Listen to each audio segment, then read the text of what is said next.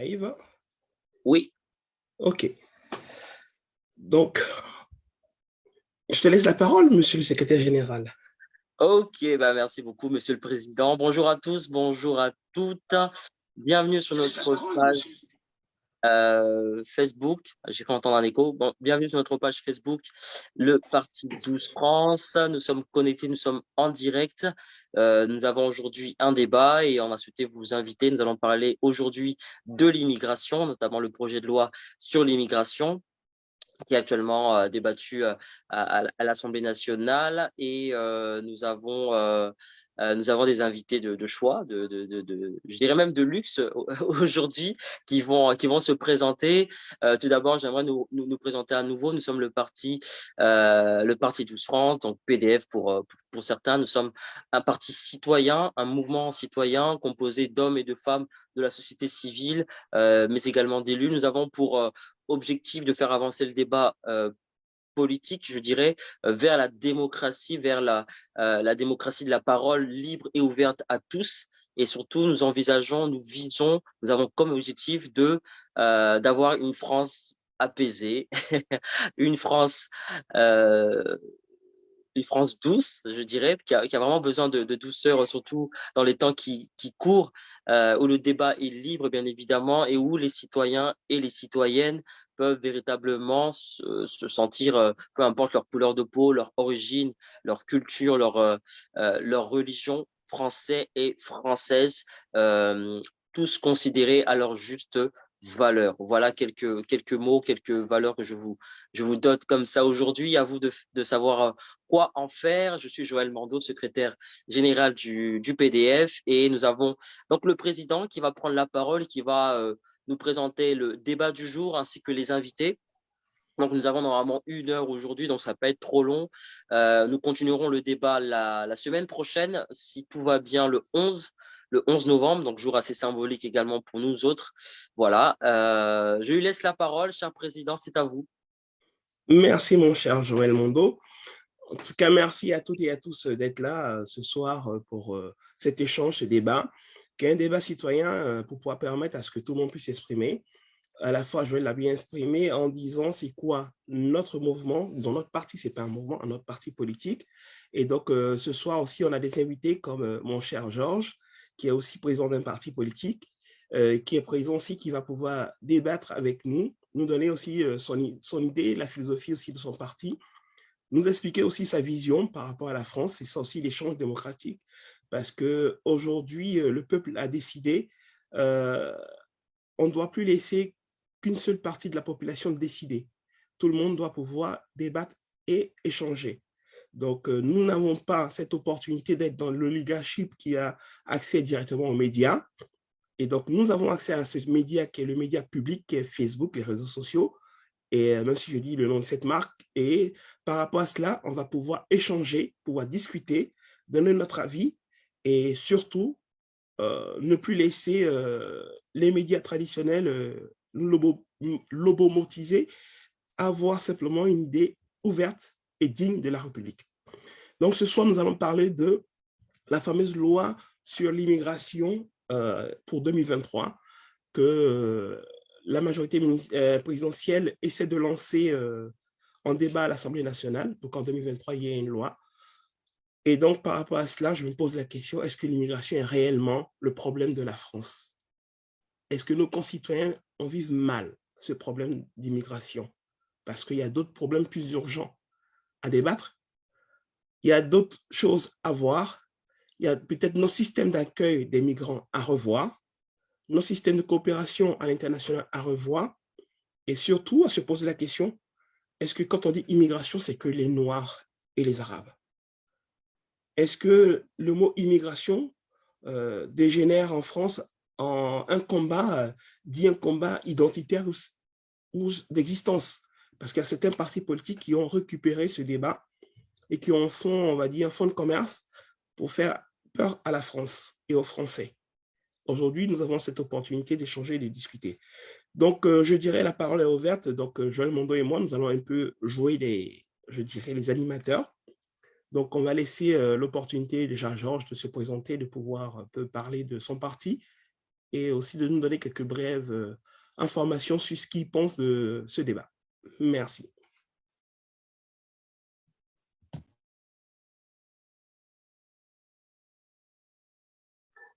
Bien, bonsoir, bonjour à tous. Merci pour cette invitation. Alors, moi-même et Stéphane Totouy, nous étions rencontrés incidemment, puisque nous étions tous les deux, ce que l'on dit, des petits candidats à l'élection présidentielle, afin de présenter une autre voie et de faire vivre, comme vous l'avez dit, le débat démocratique. On s'était rencontrés à l'Association des maires de France, et où nous venions collecter des signatures, des parrainages pour nos candidatures et pour défendre notre programme. Et nous avons une discussion non seulement cordiale, mais tout à fait intéressante. Après, nous sommes allés vaquer à notre pêche aux signatures. Et puis, il y a eu ces événements tout à fait détestables, ces attaques racistes que votre mouvement a subi quelque temps après. Voilà, publiquement, on avait dénoncé. Et alors, je suis président du mouvement République souveraine. J'ai été avant, moi, personnellement, à la France insoumise et j'étais un des dirigeants du parti de gauche. J'ai quitté pour de grandes dissensions sur l'évolution du programme, en particulier sur la question de l'Union européenne.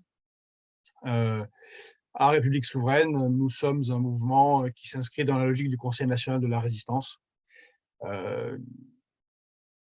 Donc de faire l'effort de réunir tous ceux qui, soit de gauche, soit de droite, défendent les principes de la République.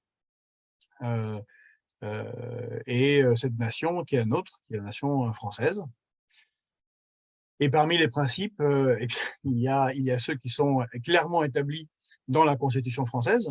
Alors nous, on pourrait dire qu'une partie de notre programme est très clairement exprimée par le préambule de la Constitution française de la Ve République. Et la Constitution elle-même, je rappelle que l'article 1er dit que la France est une république indivisible, laïque, démocratique, sociale, et qu'elle assure l'égalité devant la loi de tous les citoyens, sans distinction d'origine, de race ou de religion. Et certains ont visiblement un problème avec cette première entrée dans notre Constitution et aimeraient distinguer les gens en fonction de leurs origines, de leur race ou de leur religion. Et je constate que cela vient de tous les bords, de l'extrême droite, bien évidemment, puisque c'est son fonds de commerce, mais aussi d'une certaine extrême gauche qui très étonnamment, alors qu'elle a lutté pendant des décennies et des décennies contre le concept de race, justement, qui est mise en trouver des différences entre les races, de réintroduire le concept de race et de cataloguer les gens par petits bouts, un peu comme on fait aux États-Unis, et ce qui n'est pas. Voilà, nous ne sommes pas anglo-saxons, nous sommes français, universalistes, républicains, et c'est quelque chose qui est important et qui est à faire vivre. Et le débat sur l'immigration, bon, on y reviendra, sinon je vais être un peu long, mais le débat sur l'immigration doit être débarrassé de cette question identitaire et est abordé sous des angles qui concernent l'intérêt de la nation. Et nous, on considère que dans la situation actuelle, déjà, ça serait bien d'intégrer correctement ceux qui sont venus en France, ce qui n'est pas toujours le cas, de respecter ceux qui sont venus, de faire respecter aussi les principes de la République à ceux qui sont venus en France, ce qui n'est pas toujours le cas. Et puis, en sortant de cette vision, quand on parle d'immigration, effectivement, de considérer que c'est plutôt des gens qui viennent d'Afrique subsaharienne ou du nord de l'Afrique, de rappeler que l'immigration est de partout et que nous avons réellement un problème au sein de l'Union européenne qui est cette immigration forcée qui sert les intérêts des plus puissants et des plus riches, qui fracture le travail en France et qui est le travailleur détaché, qui fait que des masses colossales d'êtres humains se promènent en fonction des intérêts du grand capital au sein de l'Union européenne et détruisent les marchés du travail locaux. Et là, bien évidemment, on parle de Polonais, de Roumains, de Bulgares. bientôt d'Ukrainiens, qui évidemment ne sont ni d'Afrique subsaharienne, ni du nord ni du Maghreb. Donc voilà, le débat est plus vaste et il doit être abordé hors des questions identitaires. Nous en sommes entièrement d'accord. Merci beaucoup, mon cher Georges. Effectivement, donc, tu as vraiment bien expliqué un peu la genèse de notre rencontre ainsi que le soutien que tu apportes à notre parti parce que dans le parti, c'est étonnant pour certains partis traditionnels de voir que à la tête d'un parti, il peut y avoir des personnes aussi, je dirais, colorées. Et cela les dérange un peu, ça dérange certains. Donc, pour cela, il ne faudrait pas que ces personnes issues de l'histoire de la France puissent être mises en avant. Parce que je dis bien issues de l'histoire de la France, parce que beaucoup, quand ils voient des personnes, je dirais, d'origine africaine, automatiquement, ces personnes sont en dehors de l'histoire de la France. Sauf qu'ils oublient que à la naissance de la République, tous ces territoires étaient déjà des colonies de la France, puisque c'était les sujets du royaume de France. Donc, ce qui veut dire qu'on est tous français depuis longtemps, même si on a eu l'indépendance pour certains pays, mais je dirais que l'indépendance, puisqu'ils sont toujours dépendants de la France. On le voit dans toutes les activités, il y a toujours cette dépendance. Il faut toujours consulter, il faut toujours là, par exemple, on demande à certains États africains de se justifier pourquoi certains soutiennent la Russie et d'autres pourquoi ils soutiennent d'autres pans je dirais, de la société internationale, comme si c'était une obligation. Donc voilà, c'est tout ce débat qui est lancé. Et quand on parle de la loi sur l'immigration, donc je voulais juste venir pour comprendre pourquoi cette loi, pourquoi maintenant. Est-ce que notre société est totalement bien organisée pour mettre une loi, une nouvelle frontière pour ces pays? Est-ce que la réciprocité entre les pays subsahariens ou les pays même d'Afrique ou du reste du monde avec la France a été mise en place? Et dans l'entendement de certaines personnes ici en France, quand on dit immigration, automatiquement, immigration renvoie à noir et arabe.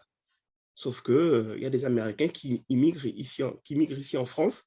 Il y a des Européens en dehors de l'Union européenne qui migrent aussi en France. Il y a même des Anglais, puisqu'ils ne sont plus dans l'Union européenne, qui migrent aussi en France. Il y a les Suisses qui migrent aussi en France, ce sont aussi des immigrés. Il y a les Asiatiques et il y a aussi, on va dire, le monde austral aussi qui immigre en France. Mais pourquoi, quand on dit immigration, ça nous renvoie aux Noirs et aux Arabes? Automatiquement, Noirs et Arabes, on voit cité, on voit délinquance, on a même plein de préjugés. Sauf qu'en France, il y a des Noirs et des Arabes qui sont aussi des hauts responsables en France, qui ont des belles activités en France, qui agissent, on va dire, pour la République, qui défendent la République.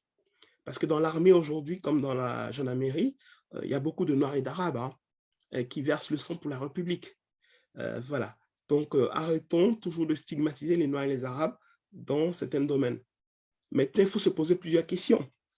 Moi, je prends tout simplement en me disant, aujourd'hui, la politique migratoire du gouvernement s'inscrit dans cette logique de diviser les Français, donc de permettre enfin de reconnaître que l'extrême droite a une existence en France, puisque mettre ce côté, cette question d'immigration en avant par rapport au fait que, en passant avec un 49.3, le budget de la sécurité sociale, le budget de l'État rapidement, et que là, pour des migrants, on utilise tous les médias, on utilise tout pour pouvoir vraiment communiquer. C'est donner l'opportunité de dire, oui, effectivement, le Rassemblement national avec Dupont-Aignan et autres ont raison. L'immigration est un problème ici en France. Ah, c'est cool. C'est cool d'entendre ça. L'immigration est un problème en France. Donc, cela veut dire, si on pousse dans l'entendement des Français comme nous, qui avons des origines africaines ou russes ou autres, on est quoi? On est des ennemis de l'État? Sommes-nous là pour quoi? Comme l'a dit, c'est qui? Zemmour. Ah oui. Qu'est-ce qu'il disait? Quand on était là pour faire quoi? Le grand remplacement. Ah, c'est bizarre d'entendre ça. Et c'est vraiment comme une gifle qu'on nous mettait. Et moi, je ne veux plus entendre ça. Donc, c'est pour ça que je lance ce débat, pour que chacun puisse dire ce qu'il a vécu, ce qu'il a entendu. C'est quoi l'immigration pour elle? C'est quoi la France? C'est quoi le problème que la France a avec l'immigration?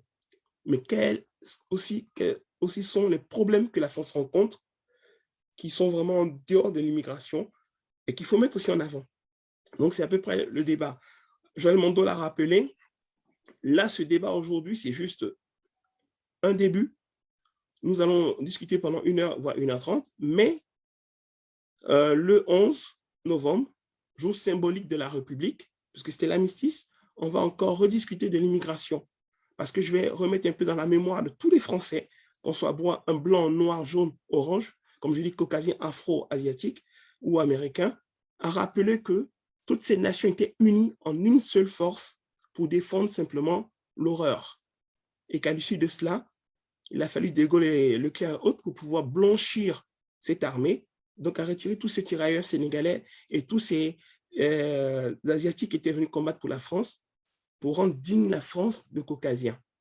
Il faudrait qu'on rappelle ça, qu'on était tous ensemble. Et lorsqu'on ira sur les tombes des soldats inconnus dans toutes les mairies, ou voire même à l'Arc de Triomphe, on doit rappeler que la France n'a qu'une seule couleur, celle du sang versé dans nos sillons. Aux armes citoyens, défendons la République. Nous ne détenons pas de cela. Donc, c'est ça. Donc, je ne vais pas être long, donc je vais laisser un peu aussi Joël Mondo s'exprimer, ainsi que d'autres. Et à ceux qui doivent se connecter, n'hésitez pas à venir pour donner aussi votre opinion. Joël, je te laisse la parole. Super, merci beaucoup. Merci aux différentes interventions. Merci à Georges et à toi. Alors, moi, je voulais resituer un peu le débat. Déjà, c'est vrai que ces derniers temps, ces derniers mois, ces dernières années, il y a cette tendance à beaucoup parler d'immigration, d'identité, comme si c'était le seul problème de la France, du pays, alors qu'on en a bien d'autres, bien évidemment. Je pense que le quotidien des Français, ce n'est pas tous les jours immigration, mais on entend beaucoup dans les médias et c'est vrai que avec la dernière élection présidentielle, c'est un sujet qui a été beaucoup partagé par les médias, mais qui n'était pas forcément le sujet qui intéressait le plus les Français. En tout cas, dans leurs besoins qui étaient plutôt autour du de comment on appelle ça, du pouvoir d'achat, de l'emploi, de la sécurité, etc. Déjà, ça a commencé avec la loi sur le séparatisme. Je ne sais pas si vous vous souvenez. Cette loi, j'avais l'impression qu'elle était en fait, elle avait pour objectif de tacler un peu l'islam, ou en tout cas l'islam politique, l'islamisme, mais que du coup, toutes les religions sont concernées. Aujourd'hui, que vous soyez dans une église, dans une synagogue ou dans une mosquée, vous êtes obligé maintenant et ça va être bientôt mis en application, de respecter certaines règles. Mais à la base, ces règles-là, elles ont été faites quand même, de mon point de vue, pour tacler ou arrêter un processus de soutien, d'aide, de construction de mosquées et de la montée de l'islam, en tout cas comme certains le disent. Voilà. Donc on voyait qu'il y avait un public qui était visé. Et de là, pareil pour l'immigration, parce que l'immigration, c'est pas quelque chose qui est, je dirais, homogène. La France est faite d'immigration depuis des siècles d'ailleurs. Il y a eu différents mouvements d'immigrés qui viennent de plusieurs pays, d'Europe, d'Afrique bien sûr, d'Asie également. Donc aujourd'hui, on a comme l'impression qu'on veut se fixer plus par rapport à l'Afrique quand on parle d'immigration. Quand on dit immigration, tout de suite, l'image qu'on a, nous tous, sans le faire exprès, c'est les bateaux qui viennent d'Afrique noire, d'Afrique subsaharienne. Voilà. Qu'on le veuille ou non, c'est quand même l'image qu'on a. Inconsciemment, on a cette image-là parce que c'est l'image qui est véhiculée, c'est l'image qui est diffusée et c'est ce qui est visé. Alors, on en fait un sujet parce que on cherche un bouc émissaire. Ça, c'est ma question. Est-ce que l'Afrique est un bouc émissaire, je dirais, de l'immigration? J'entendais encore et je lisais récemment sur Twitter des personnes, mais également des responsables politiques se poser la question de l'intérêt de l'immigration, tout simplement, de se dire qu'est-ce que l'immigration a apporté à la France. Et ça me fait me poser des questions quand même sur sur l'histoire de la France, je dirais. L'histoire de la France est construite sur des hommes et des femmes qui viennent de toutes parts, et c'est ça qui est la beauté de la France. Alors, c'est pas parce qu'aujourd'hui, il y a des problèmes, c'est pas parce qu'aujourd'hui, la moitié des incarcérés à Paris ou en France sont d'origine immigrée, c'est pas parce qu'aujourd'hui, lorsque les faits divers remontent et qu'on voit l'origine de la personne est étrangère ou qui est en situation d'obligation de quitter le territoire. Donc, tout de suite, on fait le rapprochement. Ça, c'est statistique, certes. Et on cherche un bouc émissaire. Et le bouc émissaire, c'est l'immigré qui vient d'Afrique. Voilà, je pense que c'est un raccourci que nous avons aujourd'hui. Le gouvernement, l'État et les médias ont un peu succombé, je dirais, je dirais, à la pensée de l'extrême droite. Alors l'extrême gauche aussi a son mot à dire, je dirais, par rapport à ça.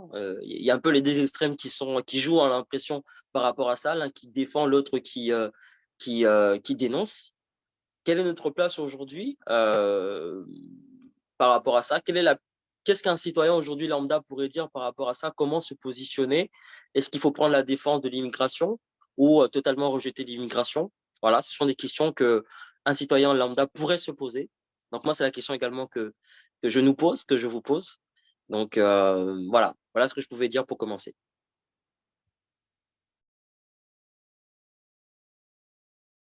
Merci Joël, merci Joël. Donc effectivement, tu as droit vraiment à cette belle question et j'espère que Georges et les autres invités, Sydney et autres, pourront y répondre.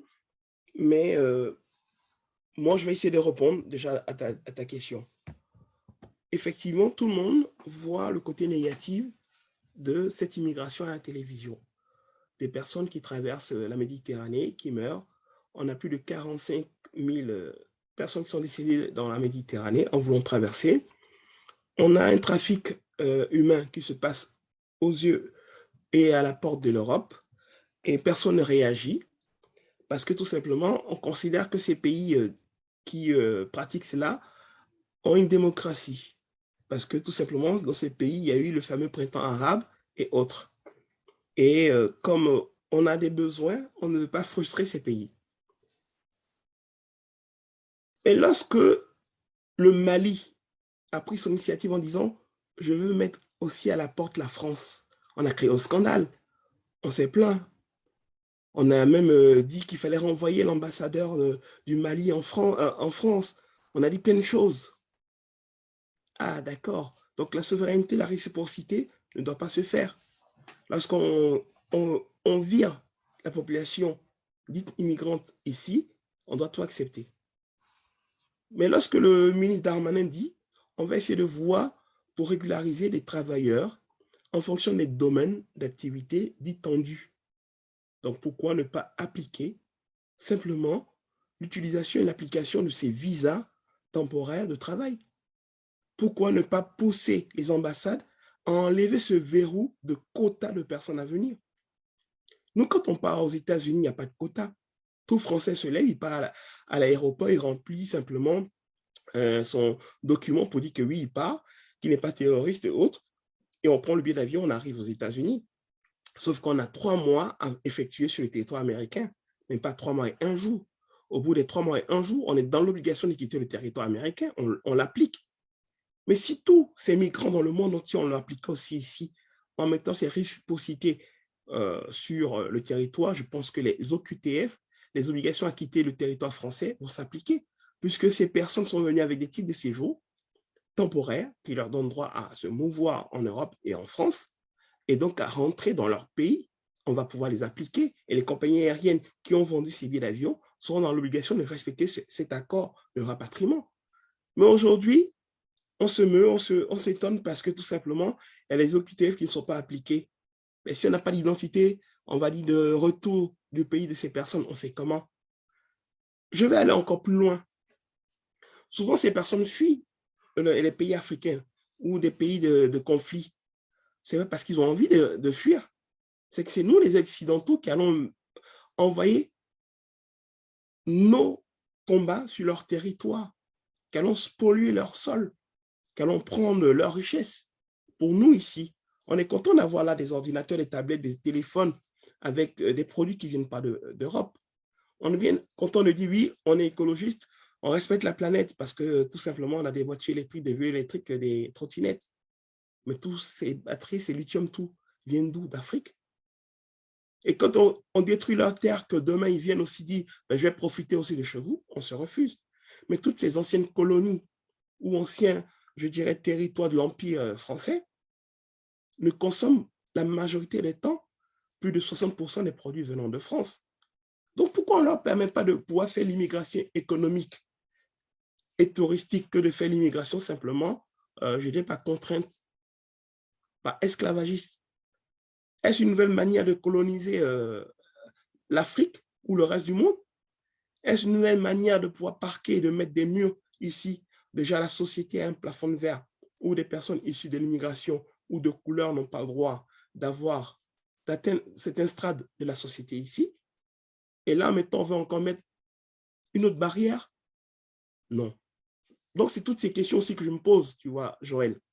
Et donc, ta question de savoir si, dans l'inconscient naturel, ça nous renvoie immigration et noir et arabe parce qu'on voit ces éléments. Oui, on voit ces éléments parce que tout simplement, on cultive, je dirais, ce raisonnement à travers ce qu'on voit dans les médias.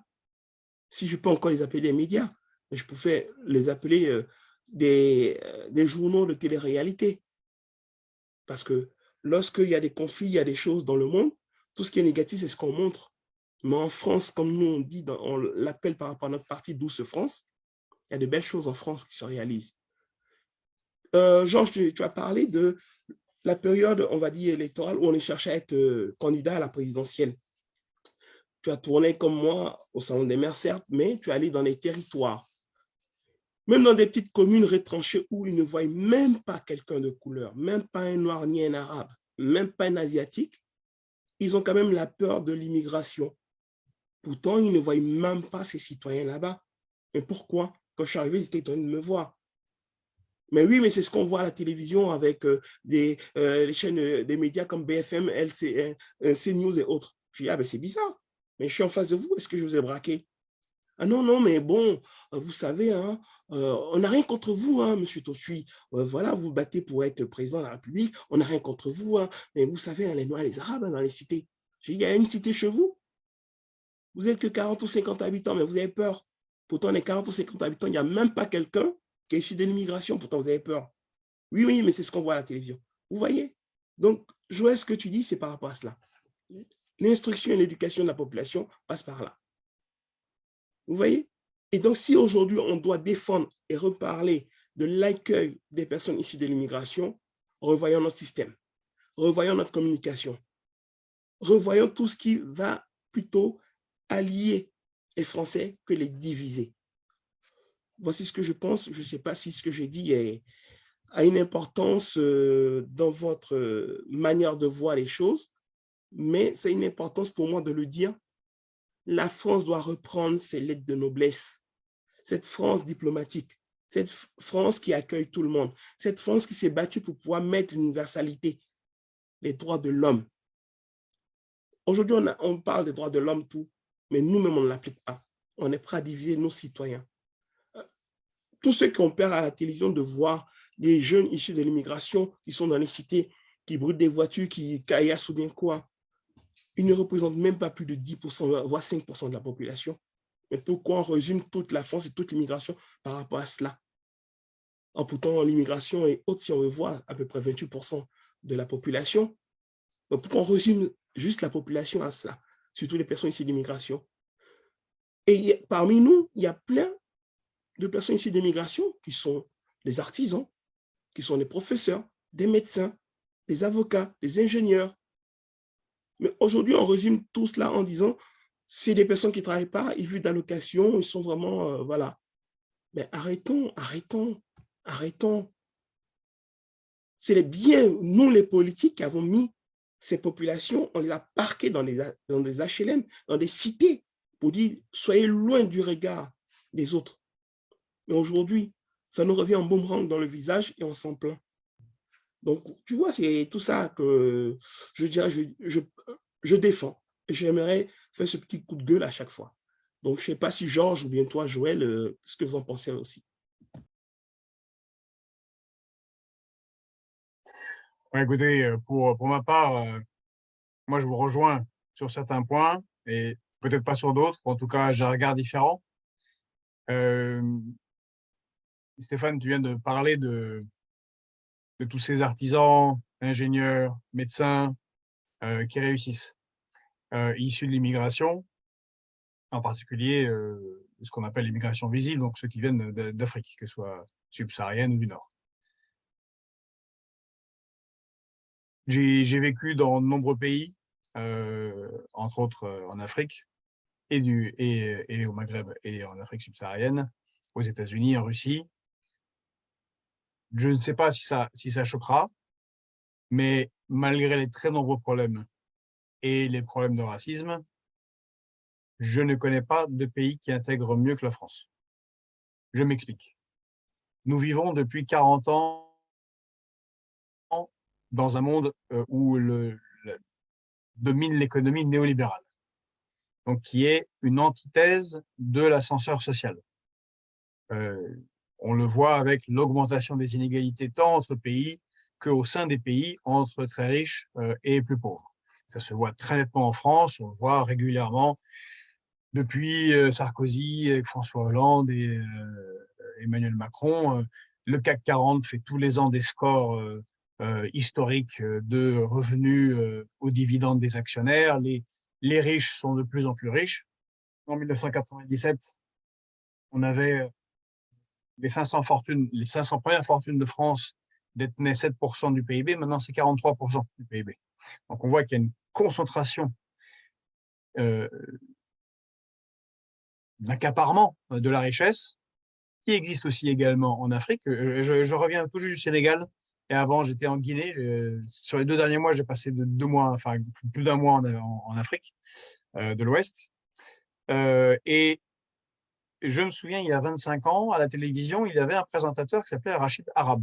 C'est très amusant puisqu'il avait un nom caricatural, mais vous voyez depuis la représentation. Alors effectivement, vous avez raison, on souligne beaucoup trop dans la télévision et il y a des politiciens qui mettent le doigt exclusivement sur les voyous et les criminels. Mais Rachida Dati, chef de file de la droite conservatrice, maire du 7e arrondissement, un quartier très bourgeois, Rachida Dati. Et partout, le consultant de la chaîne, le consultant sécurité de la chaîne CNews a un nom à consonance nord-africaine. Et partout, on voit, eh bien justement, des médecins, des commissaires, des chefs d'escadron de CRS, je prends exprès cela, quand on connaît un peu la police, on voit que la police, comme le disent certains, est très racisée. Moi qui étais dans l'armée, c'est un des moyens d'intégration. D'ailleurs, il y a peu de temps, notre général en chef de l'aviation, le commandant de l'aviation, le chef d'état-major de l'aviation française était de couleur de peau noire. Et on a, malgré la crise économique liée à cette politique néolibérale, eh bien quand même un processus d'intégration pour des gens qui ont émigré ou dont les parents ou dont les grands-parents ont émigré, mais qui se souviennent d'où ils viennent.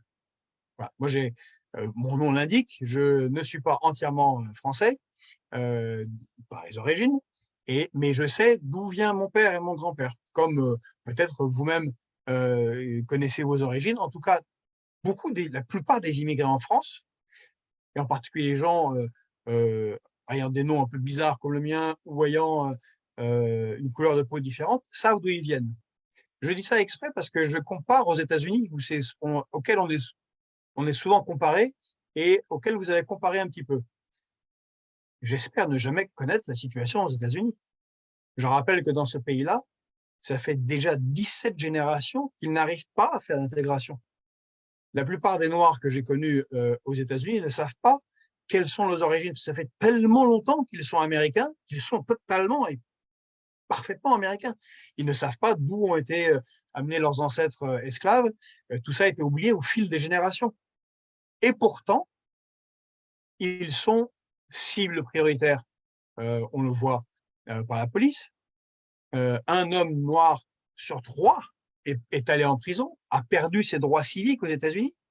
Alors, malgré tous les mouvements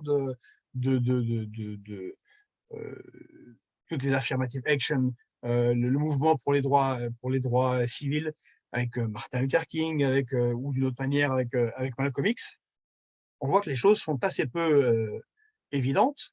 Et quand on regarde qui est exclu de l'accès aux soins, puisque aux États-Unis, c'est un système parfaitement inégalitaire, en particulier dans l'accès aux soins, on voit que ce sont les populations noires et hispaniques. Qui est le plus en prison? Encore une fois, les populations noires. Qui sont les populations maintenues dans la pauvreté? On voit que ce sont les populations noires. Donc, c'est vraiment, vraiment pas un modèle, je trouve en tout cas, à prendre en compte, d'autant plus que c'est un modèle anglo-saxon qui, comme vous le savez, est communautariste. Donc, il vous accole, justement, il vous colle une couleur de peau. Moi, j'ai été sidéré quand j'étais aux États-Unis de devoir déclarer quelle était ma religion en m'inscrivant à l'université, ou d'être classé caucasien. C'est un paquet où on met tous les gens qui sont, les Finlandais tout blonds là, avec les cheveux translucides, et nos amis portugais ou du sud de la Serbie, qui ne sont pas spécialement tous blonds. Dans noir, on a tout un continent immense avec toute sa diversité, qu'est l'Afrique. Ne parlons pas de l'Asie. Alors là, c'est des dizaines et des dizaines de pays avec des gens de couleurs, de religions différentes, mais c'est quand même classé de manière assez arbitraire et qui vous cantonne dans une couleur de peau, dans une religion, et qui tend à rendre les choses, la vie en commun, assez difficile, comme on le voit très, très, très nettement aux États-Unis. Il n'en demeure pas moins que nous avons en France des politiciens, alors je pense par exemple à Zemmour, qui ont choisi de faire, on l'a vu pendant la campagne présidentielle qui a été pendant des mois saturée par sa vision, par le petit bout de la lorgnette et exclusivement négative de l'immigration, alors que le vrai sujet, comme vous l'avez dit, c'est tout ce qu'on voit aujourd'hui, hein, c'est l'accès au travail, le chômage, l'accès aux soins, le pouvoir d'achat, et ainsi de suite, qui ont été à cause de cela largement mis de côté. Mais vous avez aussi une gauche, et pas qu'une extrême gauche, qui, comme l'a très bien analysé Jean-Claude Michéa, parce qu'ils ont trahi les catégories populaires, toutes couleurs de peau et d'origine confondues, pour la construction d'une Europe néolibérale, se sont choisis comme étendard de combat les immigrés. Mais souvent avec le simple mot « accueillons, accueillons », mais sans bien accueillir, sans montrer comment est-ce que les gens pourraient avoir du travail, mais simplement par le fait d'accueillir et donc de se sentir quelqu'un de bien, quelqu'un faisant le bien parce qu'on parle d'accueil. Or, encore une fois, je crois que nous partageons cela, la France est une république universelle, et donc, comme nous ne sommes pas anglo-saxons et communautaristes, quand on fait le choix, comme nous tous ici, ou nos parents, ou une partie de nos parents, de venir en France, et bien quelque part, on décide de devenir français. On n'est pas, ou en tout cas pas à terme, togolais en France, ou serbe en France, ou russe orthodoxe en France. Ça, c'est une vision communautariste.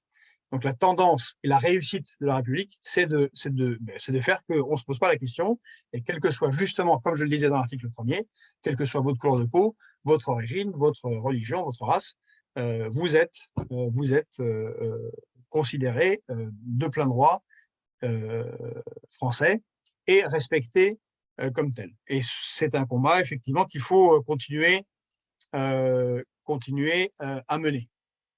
Mais cela implique que quand on vient en France, eh bien, ce n'est pas à la République française à s'adapter coutumes, aux lois ou aux religions des autres. C'est à ceux qui viennent de s'adapter aux lois de la France. Et vous parliez tout à l'heure, Joël, et après je vais laisser la parole, de la loi séparatisme, qui, comme beaucoup des lois qui sont décidées dans l'urgence et taillées un peu n'importe comment, et pour satisfaire un certain électorat, vous l'avez dit, elle s'attaque à l'islam politique, mais je pense, moi, en tant que républicain, qu'il est légitime de s'attaquer à l'islam politique. De la même manière que la France s'est attaquée au catholicisme politique d'une manière extrêmement violente. Je ne vois pas pourquoi on devrait faire moins par rapport à l'islam ou n'importe quelle autre religion. Je pense en particulier à certains groupes évangélistes très financés par les États-Unis qui, eux aussi, veulent imposer leur vision, leur manière de voir la société. Je rappelle que la loi de 1905, dite loi sur la laïcité, est un compromis. Il y a eu avant plus d'un siècle de lutte contre le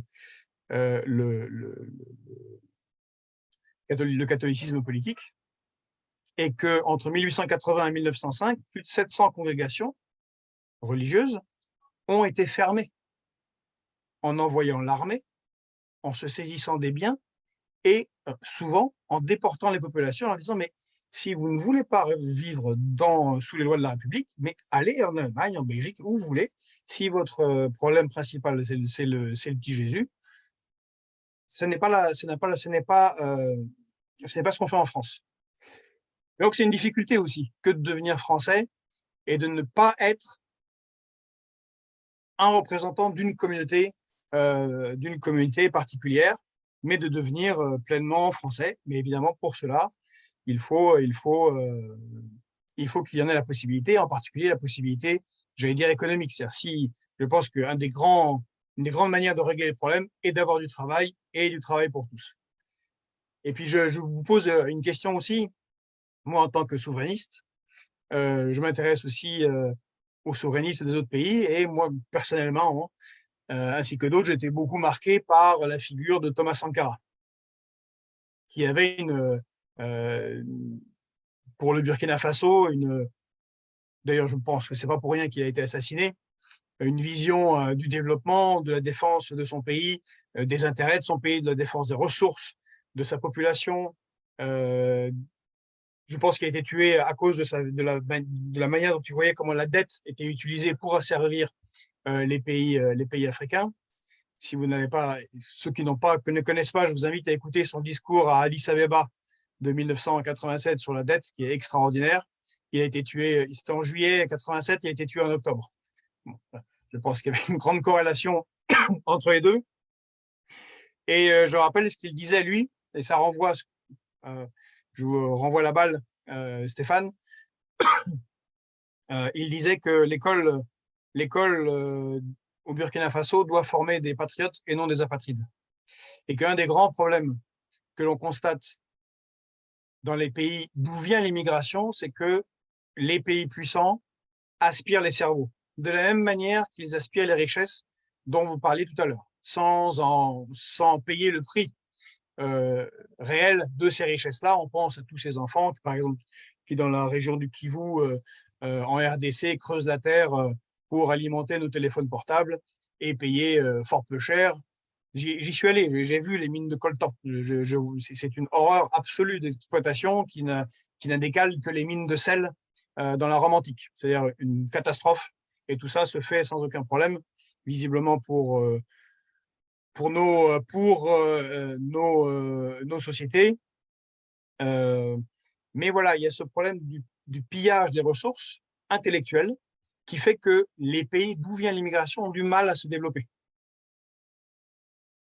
Et je prends comme exemple un pays non pas africain, mais l'ancienne Yougoslavie, d'où vient mon père, qui a explosé. La Yougoslavie est un pays qui en 1984, organisait des Jeux Olympiques. Et dans les années 80, je prends l'exemple pour montrer jusqu'où ça allait, vendait des avions de combat d'entraînement aux États-Unis. Vous imaginez réussir à vendre des avions de combat aux États-Unis, qui avaient des sportifs, des intellectuels qui étaient au firmament de la géopolitique mondiale avec le mouvement des non-alignés. Eh bien, cela a disparu avec les guerres, bon, voilà, une guerre civile, et tout ce qu'il y a comme cerveau, beaucoup sont partis. Beaucoup sont partis, qui en France, qui en Allemagne, qui en Suède, qui aux États-Unis, en Australie. C'est très bien pour les pays d'accueil, mais pour les pays d'où ils viennent, eh bien, c'est beaucoup plus difficile de se développer quand il ne reste plus que eh bien, des gens peu formés, des agriculteurs, voire des semi-mafieux. C'est un souci, et je crois que c'est un des soucis, en tout cas que moi je peux constater parfois en Afrique de l'Ouest, où beaucoup des élites partent, formés par leur pays, souvent très cher, et puis partent, et puis s'installent, mais c'est une perte sèche pour le pays d'origine. Merci, mon cher Georges. Ouais, Joël, je ne sais pas si tu veux Merci. ajouter quelque chose. Ah oui, je voulais répondre un peu et rebondir sur ce qui a été dit à l'instant. Merci beaucoup, Georges, pour cet apport. Vous avez dit plusieurs choses. Alors, pour répondre un peu sur le séparatisme, moi, je souscris et je suis fier de la laïcité, déjà. Je pense que c'est… bon, certains disent, est-ce que ça doit être euh, inscrit sur la Constitution bon, je pense que c'est quelque chose aujourd'hui qui est quand même intégré pour la plupart des Français euh, comme une valeur, comme un étendard. Et je suis content qu'en France, en tout cas, il y ait cette chance-là que toutes les religions, toutes les organisations peuvent vivre, mais que la République soit respectée, que la République soit l'étalon, je dirais, de tous les citoyens, peu importe d'où ils viennent, peu importe leur culture, peu importe leur religion, en se disant que lorsqu'on vient en France, lorsqu'on vit en France, lorsqu'on est français ou étranger en France, eh ben, on doit respecter la République et sa laïcité. Ça, pour moi, je suis totalement d'accord. L'exemple que je donnais par rapport à la loi du séparatisme, c'était pas pour la condamner, mais c'était pour dire que derrière cela, il y avait un but qui était visé, l'islam politique, comme vous l'avez dit, l'islamisme pour d'autres. C'est un effet en fait également sur les autres religions. Je le dis pour moi-même et je l'entends également pour d'autres qui ont peut-être déjà intégré depuis très longtemps la laïcité, mais qui se voient également touchés indirectement. Je vais donner un exemple très simple. Par exemple, les églises, on le sait aujourd'hui, la plupart des églises, en tout cas, sont financées par les offrandes, les dons, en tout cas, des personnes. C'est vrai qu'il y a certaines églises qui sont financées par d'autres pays. Vous l'avez dit, certaines églises évangéliques par les États-Unis ou par des pays africains. Et je pense qu'il faut qu'il y ait un contrôle par rapport à cela. Mais pour avoir assisté à certaines réunions par rapport à cela, on sent qu'il y a une certaine tension de l'État par rapport à cela. Il y a une certaine virulence parfois qui n'est pas, en fait, qui ne s'adresse pas directement aux églises ni aux synagogues, qui s'adresse clairement aux mosquées. On le comprend, en fait, dans le sens caché derrière. Et, ça, et derrière, en fait, certains religieux se posent la question de se dire, bah, si les autres sont un peu dans l'œil du cyclone, peut-être que nous aussi, tôt ou tard, on va y passer. C'est les questions qui se posent. Moi, je suis dans certains cercles et j'entends cette inquiétude-là qui est en train de monter chez les catholiques, chez les protestants ou chez d'autres qui se disent qu'on est peut-être les prochains sur la liste. Je pense que nous pouvons tous vivre ensemble dans la paix. Je pense qu'il faut trouver un juste milieu, mais il faut en effet limiter des financements qui seraient malsains, malfaisants, et qui viendrait contrecarrer, contredire la démocratie ici en France, celle que nous avons et celle que nous chérissons. Euh, on, on en revient également à un autre débat qui est pas tout à fait le sujet, par exemple sur la binationalité, sur le vote des étrangers, on en a parlé lors de notre rentrée politique. Tous ces débats, en fait, aujourd'hui, euh, cristallise un peu certaines tensions qu'il y a autour de l'immigration, au final. Moi, je pense que l'immigration est une chance pour la France, mais qu'il faut trouver un équilibre, un milieu pour que chacun se sente bien. Les changements, c'est pas facile. Lorsqu'il y a des lois, il faut s'appliquer à ces lois et le temps de la transition, c'est toujours un peu compliqué. Et je pense qu'aujourd'hui, c'est compliqué parce qu'on est en plein dedans. C'est compliqué parce que le changement, c'est toujours compliqué, c'est difficile. J'espère juste que les choix et les décisions qui sont pris aujourd'hui à l'Assemblée nationale et puis au Sénat ne vont pas amener à plus de tensions dans certains quartiers ou dans certains milieux. Je pense qu'on a quand même besoin de paix, on a quand même besoin de sérénité, surtout dans les temps qui courent avec la crise sur l'énergie, ce qui se passe en Ukraine et en Russie, ça a une répercussion ici en France. L'immigration n'est pas juste aussi, je dirais, causée parce que certains peuples veulent quitter leur pays parce qu'il y a un manque d'emploi ou il y a un manque de ressources. Aujourd'hui, de plus en plus, on voit une immigration qui est due aux politiques, à l'écologie également, et on y va droit. Hein. Certains pays se voient inondés ou voient des situations climatiques assez compliquées et les populations forcément se déplacent. L'Europe, je dirais, et la France vont avoir un enjeu sur l'immigration dans les 20-30 prochaines années, et ça sera assez costaud, je dirais. Et je pense qu'il faut travailler avec tous les partis, que ce soit de gauche, de droite, d'extrême gauche ou d'extrême droite, parce qu'il faut que le débat vive et que chacun puisse s'exprimer, mais pas, il ne faut pas se cacher derrière la xénophobie. Il ne faut pas se cacher derrière un wokisme comme on peut l'entendre assez décomplexé, je dirais. Ce serait, je dirais les choses un peu comme ça, pour régler les problèmes et les enjeux du 21e siècle, qui sont assez colossaux. Sur le plan sanitaire, on l'a bien vu avec la crise du Covid, c'est quelque chose qui demain peut arriver à tout moment. Voilà, une crise qui va bloquer les populations. À ce moment-là, il n'y aura plus d'immigration, hein, si chacun reste chez soi. Mais à partir du moment où on vit dans un monde globalisé, où on vit dans un monde qui a besoin des uns et des autres, on le voit sur le marché des denrées alimentaires, le blé, les ressources d'énergie, etc. On a besoin de tout le monde. Et je pense que la France peut aussi, et l'Europe, aider certains pays qui ont besoin aussi de maintenir leur population. Certains pays ont peut-être besoin d'aide au niveau des infrastructures, au niveau de l'endettement, je ne sais pas, au niveau de la qualification, au niveau de la formation et au niveau de la sécurité pour que les populations puissent rester. Moi, je suis venu en France parce que j'ai quitté mon pays parce qu'il y avait la guerre. Voilà, mes parents m'ont fait quitter le pays d'où je venais, la République démocratique du Congo, parce qu'il y avait la guerre, et on est venu en France pour chercher une situation plus confortable. Depuis que je suis en France, je suis amoureux de la France et je suis français. Mais pour d'autres, c'est pas encore le cas, c'est pas encore la situation. Donc il faut, je pense, trouver dans l'immigration un intérêt, une opportunité, une chance, mais faire que l'immigration puisse être autant quelque chose de bénéfique pour pour le pays qui reçoit les immigrés, comme pour le pays qui voit les immigrés partir ou qui aimerait justement que sa diaspora puisse revenir également. Je pense qu'il faut penser aussi à cela. Il y a aujourd'hui un mouvement dans certains pays qui veut que les populations reviennent. Il y a un appel un peu d'air de certains pays africains qui veulent que les Sénégalais reviennent, les Maliens reviennent, les Congolais reviennent dans leur pays parce qu'il y a énormément de choses à faire dans ces pays-là.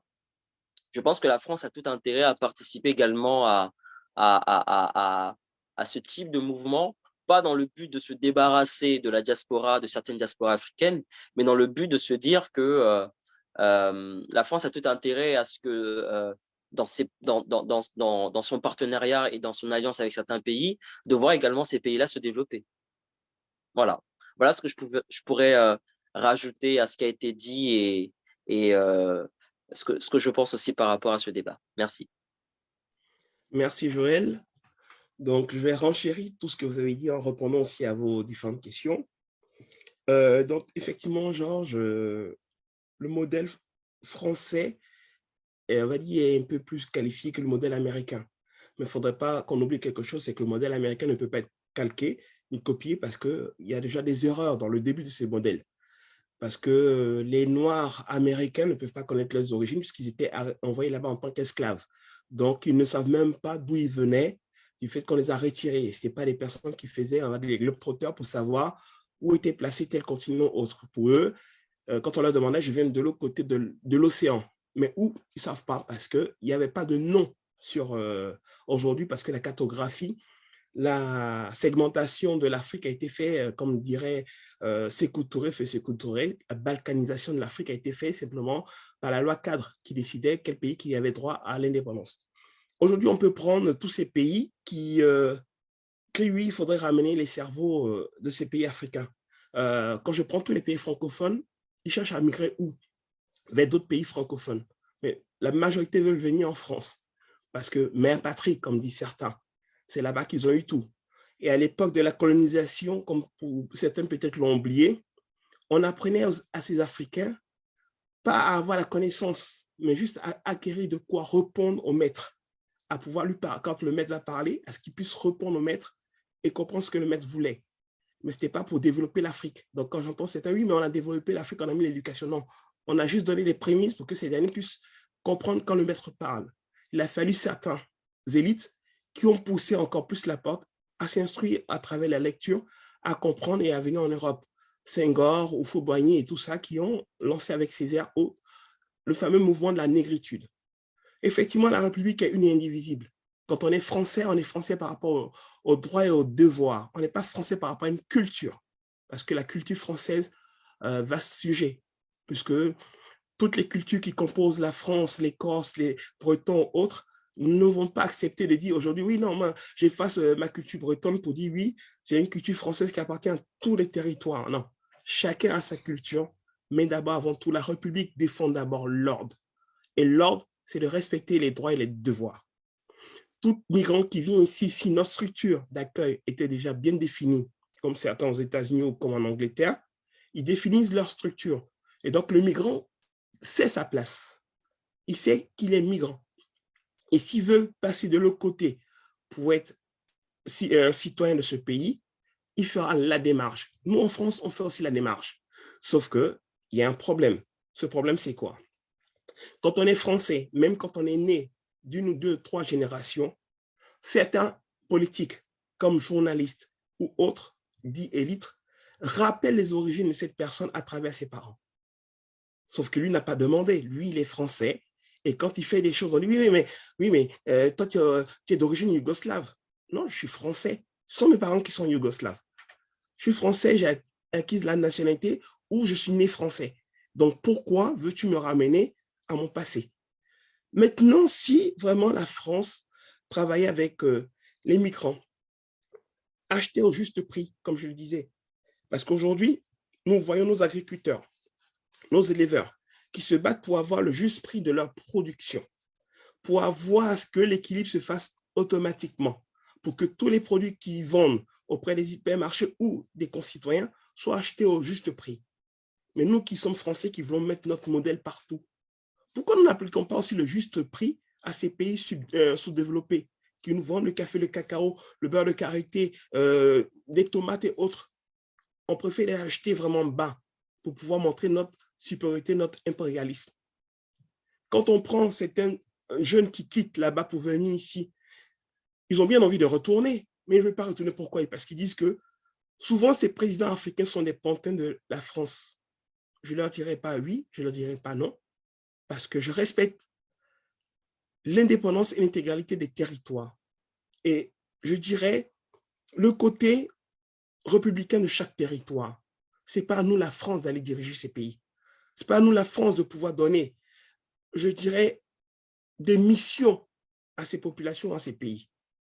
Parce que je prends un exemple, un pays comme le Sénégal qui dit non, moi, l'homosexualité n'est pas dans mes mœurs, n'est pas dans ma culture, n'est pas totalement. Est-ce pour autant qu'ils vont s'attaquer à la France parce que la France a la liberté d'accepter les LGBT? Non. Au lieu de s'occuper des Français avant tout, on veut s'occuper du reste du monde. Après, on s'étend, on dit oui, on veut être les gendarmes du monde. Mais si on veut être les gendarmes du monde, assumons aussi notre rôle d'équilibre.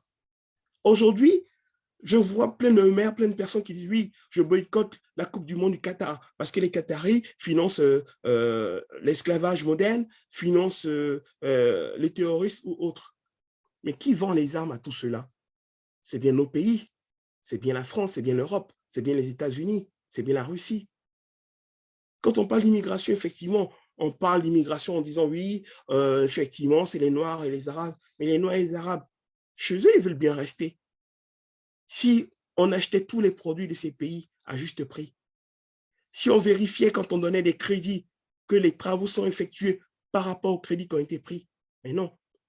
Je vous donne une petite anecdote qui était racontée à l'époque où feu le président Bokassa qui disait il était en Belgique, il dit au Premier ministre belge, tu vas bien? Oui, le Premier ministre belge dit, oui, tu vois tout ça? Tu vois ces maisons? Oui, ça m'appartient. Et Bokassa qui demande à ce Premier ministre belge, mais comment tu as fait pour avoir de l'argent? Il dit juste un montage financier. Le Premier ministre belge arrive chez Bokassa. Et Bokassa lui dit, tu vois ce pont qui est là-bas? Il dit, mais je ne vois pas le pont. Il dit, j'ai fait un montage financier. Le pont existe financièrement, mais simplement, en réalisation, il n'est pas là. C'est la même chose que vivent certains États africains. La Banque mondiale qui les endette, le FMI qui les endette, pour dire, oui, on construit des routes, on construit des hôpitaux, tout, mais où sont ces hôpitaux? Où sont ces routes? Donc, quand des jeunes se battent pour venir en Occident, pour avoir de l'éducation, l'instruction, et que demain, on leur dit de retourner là-bas, ils disent, mais je vais aller mettre mes compétences, pour qui? Pourquoi? C'est ça, la réalité. Donc, c'est pour ça qu'il faut vraiment qu'on se batte à œuvrer ensemble à ce que la dignité, je dirais, du monde entier puisse être équilibrée et que nous nous occupons, nous, en tant que Français, de notre population et des besoins de notre population. Là, on va rentrer dans une crise énergétique. Si on avait mis des coopérations avec la francophonie, avec tous les pays francophones qui ont du gaz, qui ont du pétrole, on n'allait pas être endetté ni avoir de problèmes avec ce conflit russe et ukrainien. Donc, c'est pour ça que je conseille déjà au gouvernement, et je le redis, de revoir. Ce n'est pas compliqué, hein, c'est de revoir simplement certaines normes. Aujourd'hui, de revoir la totalité du parcours d'accueil des concitoyens venant du monde entier.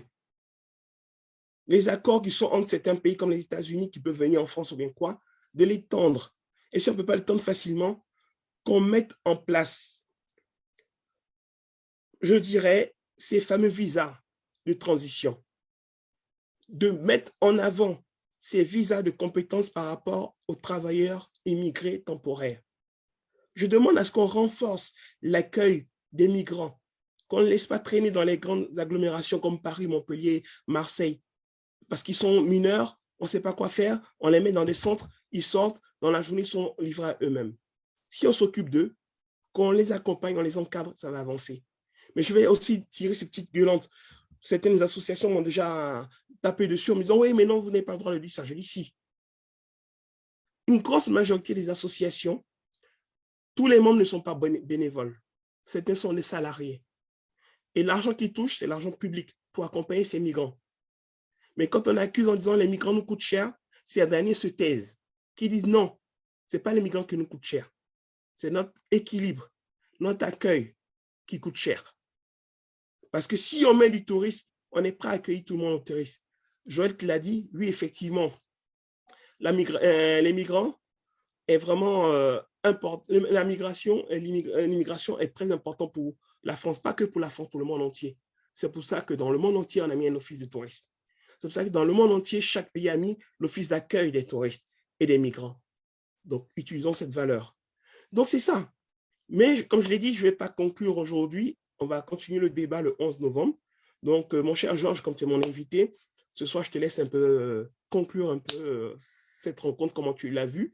Et puis, si tu acceptes d'être là aussi encore le 11, pour qu'on continue encore à développer, là, c'est facile, on prendra plus de temps. Et puis, on invitera encore d'autres invités qui voudront bien débattre avec nous sur cette question d'immigration, parce que cette loi va être lancée là bientôt pour janvier, où ça va être débattu, tout ça.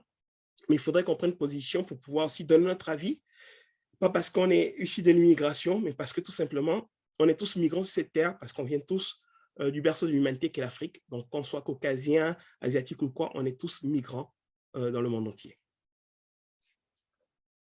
Donc, Georges, je te laisse la parole. Bon, je souris parce que je m'excuse si vous entendez des hurlements d'enfants à côté. Il n'y a pas une salle de torture. C'est juste le parent numéro 2, comme diraient certains, qui essaye désespérément de laver les cheveux d'un des enfants. Donc, bon, je m'excuse si vous entendez des bruits derrière. Bon, en tout cas, d'abord, c'est toujours intéressant de discuter de débattre et surtout de cette question. Je pense qu'il faut parler d'immigration, c'est une bonne chose de le faire et de pas de le laisser aborder comme c'est par certains. Je pensais particulièrement Éric Zemmour. Et que l'autre chose, c'est qu'on a abordé énormément de sujets qui sont connectés, mais qui mériteraient chacun beaucoup de développement, qui sont connectés, mais pas toujours tant que ça. Il y a vraiment différents sujets. Par exemple, un sujet qui est colossal, qui pour moi compte énormément, je vous l'ai dit, c'est ce qu'on appelle le néocolonialisme et surtout l'instrumentalisation de l'outil de la dette pour contraindre les pays. Encore une fois, je répète, c'est Thomas Sankara qui comprenait très bien comment cet instrument avait été utilisé, mais il s'utilise d'ailleurs contre des populations qui ne sont pas que africaines. Récemment, ça a été fait avec la Grèce. Même mécanisme, une dette irremboursable, on vous prête pour rembourser la dette, mais ça implique de faire des politiques de réajustement structurel qui, en général, signifient casser l'hôpital, casser l'éducation, vendre tout, les ports, ils ont même pensé à vendre le Parthénon, si vous imaginez le ridicule auquel on a pu arriver sans que jamais la dette soit remboursée. Et quand j'enseignais, je prenais l'exemple d'Haïti, qui est quand même remarquable. C'est le premier pays qui se libère de la domination coloniale. Et eh bien, il a été puni immédiatement. Il a été puni par la dette. Haïti, encore récemment, remboursait une dette contractée au milieu dans la deuxième partie du XIXe siècle. La dette par les intérêts a été remboursée des dizaines de fois, mais comme le capital nominal n'est pas remboursé, eh bien, c'est un poids qui continue à peser et qui permet de contraindre les politiques des gouvernements. Donc, bien évidemment, et comme ça a été le cas en France dans notre histoire, à de nombreuses reprises, que ce soit des rois, des révolutionnaires, des Charles de Gaulle, des Richelieu, des Philippe le Bel, des Poincaré. Et je le répète régulièrement, mon préféré qui est Henri IV et son ministre Sully, l'indépendance nationale, la relance du pays, passe généralement par un audit de la dette et de faire défaut sur toute ou partie de la dette. Donc il y aurait un grand sujet de la dette mondiale à aborder, et en particulier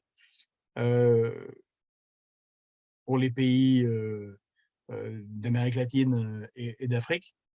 Donc c'est un sujet en soi, mais qui est fondamental, sans lequel on ne comprend rien ni à ce qui se passe en géopolitique, ni au mouvement de population. Il y a le sujet du juste prix, vous avez parfaitement raison, mais moi je dirais que le juste prix n'est pas payé, justement.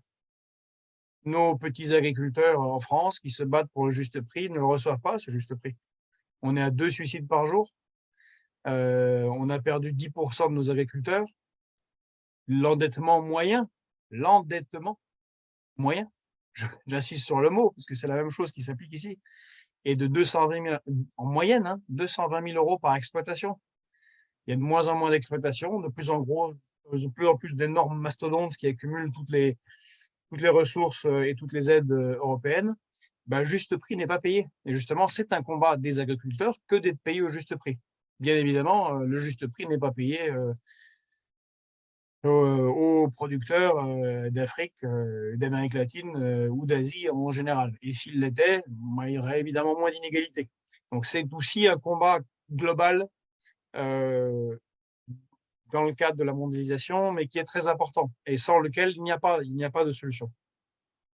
Et après, pour revenir, et je conclurai là-dessus, sur l'immigration en France elle-même, c'est corrélé aux autres sujets. Les gens, Joël, c'est votre cas. Les gens, ce que vous avez raconté, les gens ne bougent pas en général juste parce qu'ils ont envie d'aller voir comment coule la Seine. Souvent, il y a une raison particulière qui les fait se mouvoir. Souvent, c'est la guerre. Et quand on parle d'immigration, on mélange tout. Comme vous le disiez, on voit régulièrement un bateau sur la Méditerranée, alors que c'est bien plus compliqué. Il y a des milliers de différentes formes d'immigration et celle de l'accueil des réfugiés, selon les accords de 1957 et 1962 de Genève, est assez mal respectée en France. Alors que, c'est open bar pour les mariages au pays. et ce qui est la plus grande source d'entrée dans le pays, sans vraiment qu'il y ait de contrôle, ni de politique d'intégration, ni de politique d'assimilation, d'apprentissage de la langue.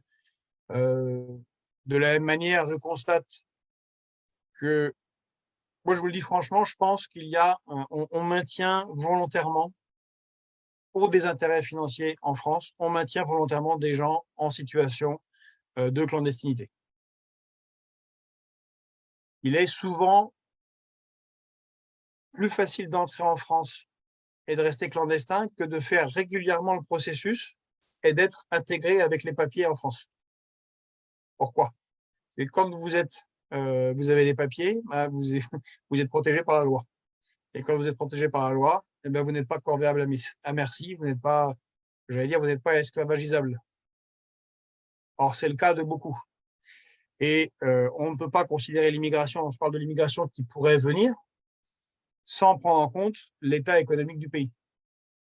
On a un chômage extrêmement fort, on a déjà de très nombreux immigrés clandestins, et en plus, il y a un apport énorme. Hein, légalement, c'est 600 000 à 700 000 travailleurs détachés intra-européens par an, qui sont donc rémunérés, mais dont les cotisations sociales sont payées selon la loi du pays, les règles du pays européen où ils viennent. Donc, évidemment,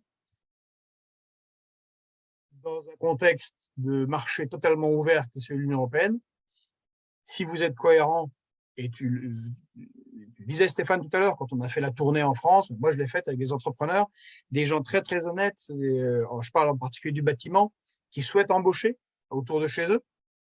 Et quand je parle de ces entrepreneurs, hein, ça peut être des Français qui sont Français de Vercingétorix, des Kabyles, des récents qui viennent d'Afrique subsaharienne, bah, ils voudraient embaucher en France, mais ils disent oui, mais l'entrepreneur à côté, il embauche des Bulgares ou des Roumains ou des Polonais. Je peux pas, j'arrive pas à aligner ma facture sur ce que eux ils proposent aux clients. Bah, ça s'appelle dumping social. Donc ça, on ne peut pas régler les problèmes en France si on ne combat pas ce dumping social déjà intra-européen, qui fait que nos jeunes, bah, quelles que soient leurs origines, ont de plus en plus de mal à accéder à un emploi. Je pense aussi à tous ceux qui, c'est pas que les emplois les plus durs, hein. C'est aussi tous ceux qui font ingénieur. Tout le monde le sait maintenant, avec la facilité et la plasticité des échanges. Bah, si vous êtes jeune et que vous faites de l'informatique, vous êtes en concurrence avec des gens qui sont à Pune, en Inde, qui sont en Chine et qui sont pas du tout payés 3 000 € par mois. Encore moins 4 000, ni même pas 2 000, ni même pas 1 000, mais qui tournent autour de 400, 500. Tant qu'il y aura cette mondialisation totalement ouverte, bah, ça créera énormément de misère et tirera toutes les populations vers le moins-disant social. Et ça, c'est absolument à combattre. Sinon, il n'y a aucune intégration, on ne peut pas vivre ensemble, parce que sur la misère, rien de positif ne s'est jamais fait. Voilà, donc voilà, différents aspects. Et je répète, pour nous, l'un des axes principaux, et bien évidemment qu'il faut vivre en respect les uns avec les autres, mais un des axes principaux de règlement des problèmes dans notre société, dans le monde, c'est de mettre de la justice sociale en place.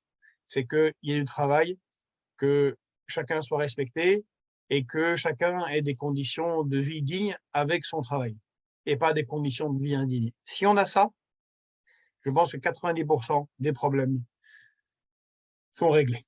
Après, on pourra travailler sur les autres. Voilà pour cette conclusion pour aujourd'hui. Et peut-être une dernière chose. Souvent, je regrette qu'on avait commencé avec ça. Je trouve que l'éducation est mal faite sur les apports des différents les apports d'immigration. On le sait pas assez, on ne sait pas comment ça s'est passé, c'est mal enseigné. Je pense on va bientôt avoir les Coupes du Monde, donc vous parlez du Qatar. Il y a dans les années 50, il y avait une grande équipe de France, et elle était menée par Raymond Kopa et Juste Fontaine. Enfin, pour les fans de foot extrêmes, Juste Fontaine, ça sonne bien français. Raymond Kopa, ça sonne bien français. C'était les Mbappé et Karim Benzema de l'époque. parce que son nom, c'était Kopaszewski, Kopa, et Fontaine, c'était Fontanelli. Donc, c'était l'immigration polonaise et italienne. Et on a eu, je parlais du capitaine Nchoiré parce que j'insiste beaucoup justement par rapport à nos amis américains. C'est-à-dire que en 1944, beaucoup des GIs noirs n'avaient pas le droit d'avoir des armes parce qu'ils avaient peur que les noirs aient des armes. En France, on avait des officiers de l'armée française qui étaient noirs et qui ont combattu et qui ont contribué à la richesse du pays, qui ont été artistes, qui ont été philosophes, peintres, poètes, scientifiques. Ben, il faut un peu le rappeler. Voilà. Et on le rappellerait, je pense qu'on vivrait tous mieux. Voilà, sans oublier qu'à la fin, comme on l'a dit au début, on est tous français. Merci beaucoup, mon cher Georges. Merci. Donc, en tout cas, merci de cette participation. Donc, je sais que je peux compter sur toi le 11. Donc, Joël va rappeler à peu près les dates et tous les éléments. Et comme souvent, j'aime le dire, l'Ardage dit… OK. Comme disait, je dis dans cet ardage, je dis toujours, on dit bien, l'argent ne contribue pas au bonheur. Disons, l'argent ne fait pas le bonheur de l'homme, mais il contribue. Mais moi, je dis simplement aussi, l'argent permet aux gens de pouvoir cloisonner les pauvres et de pouvoir tuer et décider la vie et la mort de certains. Parce que les pays riches décident de la vie et de la mort des autres. Or, il faut être dans l'équilibre du monde. On n'a qu'une seule planète, une seule population, vivant en harmonie et en paix. Parce que la paix n'est pas un vain mot, mais c'est un comportement. Donc, pensons ça avant toute chose. Joël, je te laisse la parole pour pouvoir rappeler pour le 11 et ce qu'on va faire et comment ceux qui veulent participer, s'ils veulent participer. Donc, on avancera sur ce débat. Et donc, c'est un élément qu'on mettra en place souvent pour pouvoir discuter et aller plus loin dans le débat. Et c'est notre télévision qui est là parce que nous, on se fera connaître dans les médias streaming que dans les médias traditionnels. C'est avant tout la démocratie et le droit à l'image, le droit à la parole qui passe à travers cet échange. Merci Georges, merci Joël, merci Sydney, et puis à très vite. Joël, je te laisse la parole. Ok, merci beaucoup. Merci pour ce débat.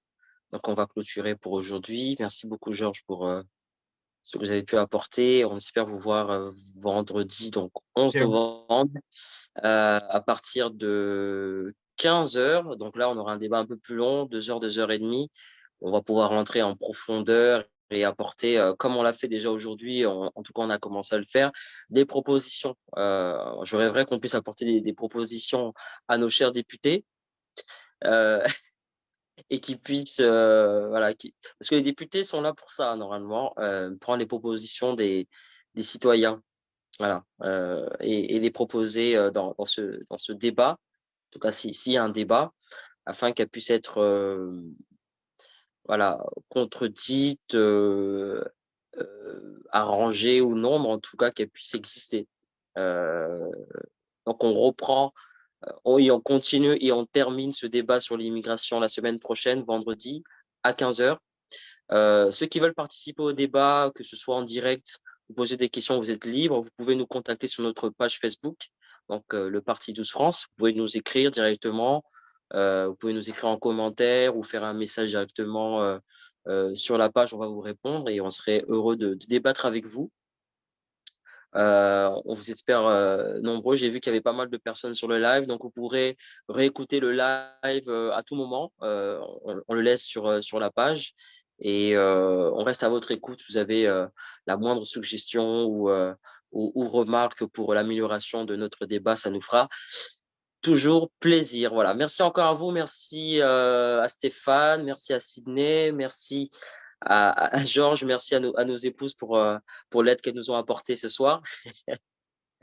Et on se dit donc à la semaine prochaine. Passez un bon dimanche, un bon week-end, prenez soin de vous. Et on continue le débat parce que c'est ça c'est la France. La France, c'est la démocratie, c'est la République. La France, c'est vous. La France, c'est nous. Et nous sommes en train de la construire ensemble sur les bases que nous avons, liberté, égalité, fraternité. À très bientôt. Merci. À très bientôt. Merci Joël, merci Georges. Allez, au revoir et à très vite.